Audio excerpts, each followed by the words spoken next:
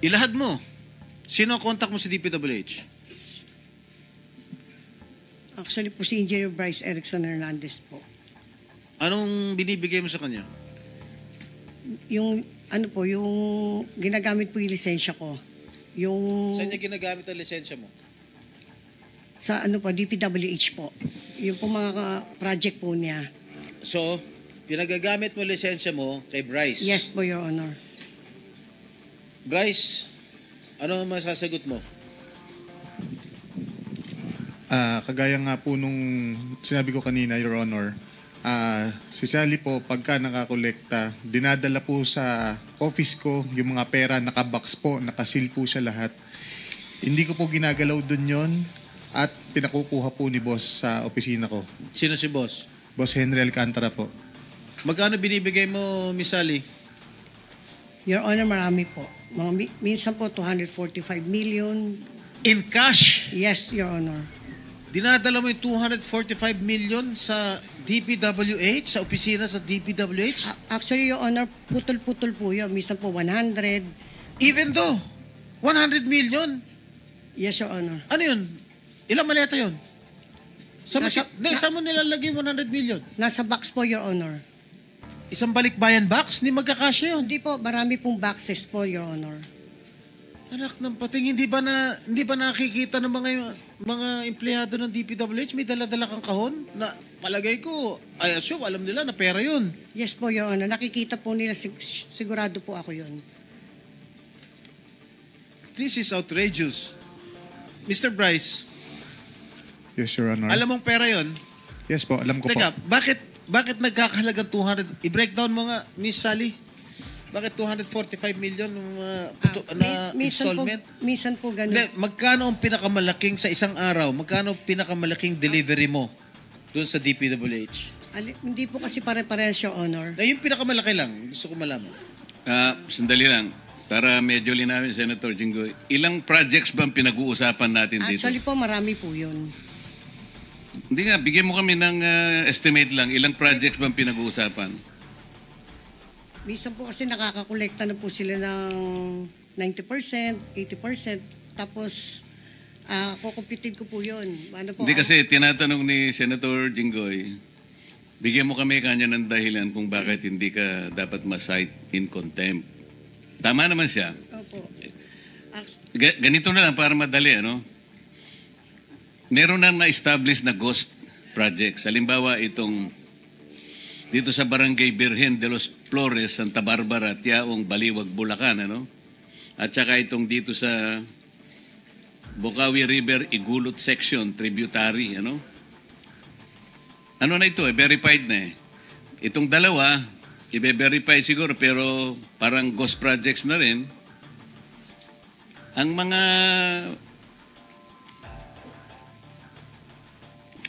value nito talagang malaki yan. Kung kamukha nito, itong dito sa Barangay Birhen, 49,499,000. Yung isa, 96,499,000. Tapos yung dalawa, 77 million. Another 7. Halos pareho pa yung value eh. 26 pesos lang ang difference eh. Nakakapagtaka talaga ito. So dito sa apat na proyektong ito, ito ghost ito eh. Magkano ang napunta sa inyo? Actually po, Your Honor, 3% lang po yun. Yung royalty. 3% ang nakuha mo, di ba? Ngayon si Mr. Arevalo, 2.8%. Kung ito'y ghost projects, pag tiningnan mo to, mahigit halos 300 million ang pinag-uusapan dito eh. Kung 3% ka lang, 2.8% si Arevalo, napupunta yung karamihan nito. Kanino napupunta? Senator Jinggoy, ikaw na. Wala ito rito, singit ka kasi nasingit eh. Bumabawi ka talaga. Pero importante yung direksyon niya. Kailangan malaman kanino napunta talaga yung pera. Sige, boss. Ang tanong ko kanina, ano yung pinakamalaking amount na dineliver mo sa isang araw sa DPWH? Ang alam ko po is nasa 240. Sa isang araw? Saan mo putol-putol yan? Ay, di po. Pwede ko po ba makuha yung listahan ko po para... Hindi. Siyempre, alam mo na rin yun. 240 million sa Apo, isang araw. minsan po- Nakapag-deliver ka. Apo, minsan po kasi putol-putol. Minsan na 145 tapos 100. So, ibig mo sabihin, it's more than 240 million. Am I right? Am I correct? Yes po. So, in totality, magkano na-deliver mo sa DPWH? Actually po, aawasin ko lang po. Just give me a ballpark figure. Kasi, siyempre sumusulat ka, ito para kay Bryce, et cetera. Siyempre may record ka niyan. Posible naman wala ka record. Laking halaga niyan. So, in totality, magkano yung na-deliver mo? Kasi po, depende po yun, Your Honor, dun sa Minsan po, sa 10 project, total ko lang po yun. Tapos aawasin ko lang po yung... Hindi, sinabi mo kasi you delivered 245 million in one day. Yes, Your Honor. Ilang boxes yun? Marami po Ano yun, yun. balikbayan box?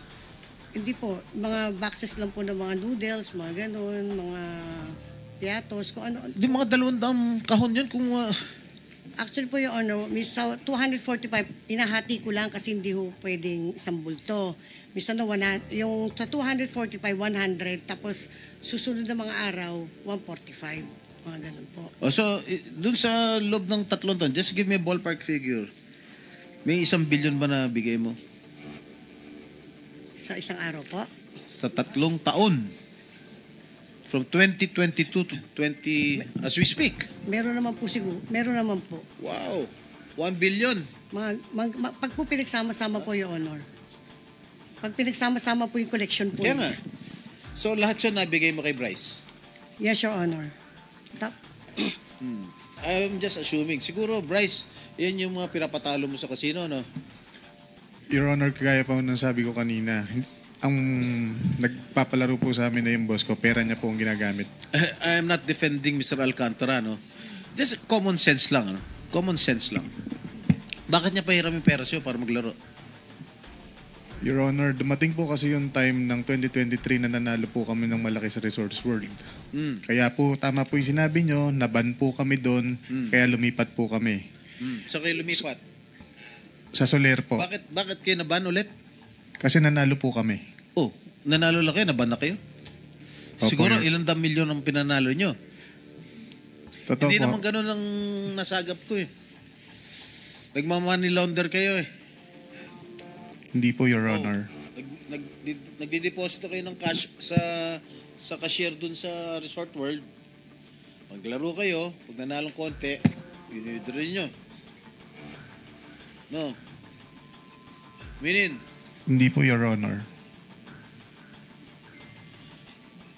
alam mo, huwag ka nang magsisinungaling. Total naman, yung motion ba ni Senator Erwin, which I seconded, ano yun? Is it applicable right now? Is it going to be enforced after this hearing? Yeah. Alright. Oh, Miss Sally, ikaw lang talaga may-ari ng Sims?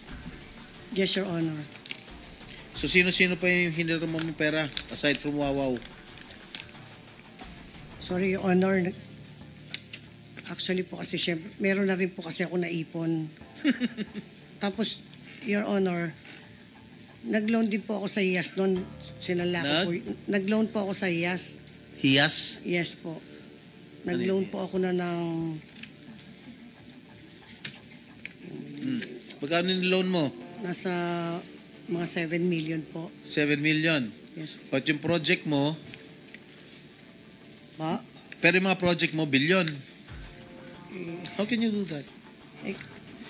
Your Honor, hindi naman po ako namumuhunan po nung yung mga milyon na yun, Your Honor eh. Kasi po, yun po, hiniram lang po yung lisensya ko. Sila, Engineer Bryce po, yung gumagawa po ng mga proyekto na yun. Wala po akong kakayahan na mag-produce po ng ganong kalaking halaga na bilyon, na gano'n. Kasi sila po ang humiram ng lisensya. Okay. Sila po yung namumuhunan, hindi po ako. Ilan ang empleyado mo? How can you finish a project? Kadami-dami mo project. Kahit mag-joint venture pa kayo ng Wawaw. Ilan ang empleyado mo? Ilan ang construction workers mo? Actually po, Your Honor, mga 10 lang po. 10. Your Honor, sila Ha? na, actually, 10? Your Honor, sila naman po yung nagsasabi Hindi. 10 lang ang empleyado mo. Opo, Your Honor. Kasi hindi naman po ako kumukuha ng project, Your Honor eh. Sila po ang gumagawa. Sila po nagsasubcon. So itong Bryce ang humihirap, ang gumagawa lahat. Yes po, Pinapahiram lang lisensya yes, mo. Your Honor, pinapahiram ko lang po sa kanila. Lahat po na yun, sila po nagpapagawa. Sila po So kumukuha hindi ng mo tao. alam kung ghost o substandard. Actually, Your Honor. Kaya ikaw nasisira. Yes po, Your Honor. Actually po, Your Honor, nagtiwala lang po ako sa kanila eh. Yan ang mali mo. Nagtiwala ka, pinahiram mo yung lisensya mo, hindi mo alam kung ghost yun o hindi, o substandard man yan o hindi, ikaw napuputukan. Kaya nga po, Kasi Your- pangalan mo. Kaya nga po, Your Honor eh. Kaya po pinagkatiwala ko po sa kanila eh. Iniisip ko po, sila po ba gagawa po ng ghost? Nasa DPWH po sila. Sila po eh mga hepe. Kung ganyang kagarapal ang mukha niyan eh. Kaya, Anyway, Mr. Chair, Mr. Chair, yeah. Mr. Chair, just to follow up, Ms. Sally, isubmit mo nga sa committee lahat ng mga projects na supposedly ibinid out ng DPWH kay Wawaw at kayo nag-subcon, di ba? Pero sinubcon niyo ulit kay Bryce, di ba? Bigay niyo sa amin listahan na 'yon. sige po. Yung Ilan ba 'yon, more or less? May 100, may 200. Diba? Kasi ang modus operandi, si Wawa ang magbibid, ibibigay sa inyo, tapos ibibigay nyo kay Bryce, diba? Ilan yung proyektong ganun? Magsasabit po ko More or less lang, 100, 200, 500. Kasi po itong 2025 po, Yan, 2025, yan, bago lang yan. po yung 2025 po, So, ibig sabihin, even this year, tuloy pa rin ang ligaya. yung 2025 po, 24 po, alam ko po 24 po yung 24 na project. Magkano flood halaga? control po. May 77M. Hindi, magkano halaga dyan? Ay, wala po. Wala? Wala po. Tinandaan ko lang. 2025 yan? Yes po, Your Honor. Sa 2024, i-dictate nyo na ho. Teka lang po. Dictate nyo na. 20, May kodi ko kayo. 16. 16. Yes po. Okay. And then, submit nyo na lang sa amin yung detalye niyan. Sige po. In the same manner kay Mr. Arevalo, submit nyo sa amin lahat ng mga projects na nanalo kayo pero sinubcon nyo kay Miss Sally. Hindi, yes, hindi Your po. Honor.